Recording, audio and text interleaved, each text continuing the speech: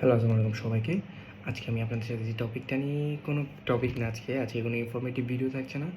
আজকে আমি যে জিনিসটা নিয়ে কথা বলবো সেই জিনিসটা হচ্ছে প্রায় আমি 1.5 মাস বা 1 মাস পর আমি আমার কাজে ব্যাক করছি। তো এখন ব্যাক করার ফলে আমার সাথে কী ঘটতেছে সেটা আমি আপনাদের সাথে বলি। সেটা হচ্ছে যে আমি আমার কাজে একদম মন বসতেছে না।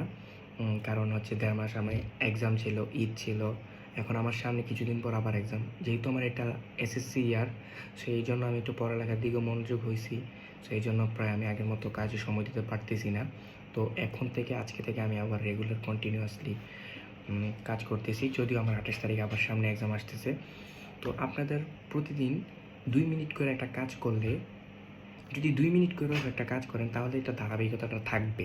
যদি না করেন থাকবে না। আমি প্রতিদিন কী করছি, আমি প্রতিদিন আধা ঘন্টা করে হইলেও কাজ করার ট্রাই করছি, বা আমার যে ফ্রিল্যান্সিং এসইও করি ওইগুলোর ক্লাস ভিডিও দেখার ট্রাই করছি। সো প্র্যাকটিস করার ট্রাই করছি, এই জন্য আমার ধারাবাহিকতাটা মোটামুটি আছে। যদি আমি একদমই না দেখতাম তাহলে হয়তো আমি আজকে এই কাজে এতক্ষণ ধরে বসে থাকতে পারতাম না। কারণ হচ্ছে গিয়া একটা মানুষের অভ্যাস 21 দিন লাগে ঠিক হইতে, যতটুকু আমি সাইন্টিফিক জানি 21 দিনে কি 22 দিন, যদিও আমরা 15 দিনের ভেতরেই আমাদের একদম অভ্যাসটা মোটামুটি হয়ে যায়। সো এই জন্য আমি ট্রাই করছি যে একটু একটু করে ধরে রাখার জন্য প্রায় 10 মিনিট, 15 মিনিট, 20 মিনিট করেও ভিডিও দেখছি বা প্র্যাকটিস করছি। এই জন্য আমার আজকে এত একটা কষ্ট হইতেছে না। যদি আমি হুট করে এসে বসতাম আসলে আমার অনেক কষ্ট হইতো, যেটা আমি বুঝতে পারতেছি। তারপরও আমার কষ্ট হইতেছে যে এতক্ষণ ধরে বসে থাকা। সো তারপর আমি কাজে বসছি, দাঁতে দাঁত কামড় দেওয়া হইলেও কাজ করতে হবে।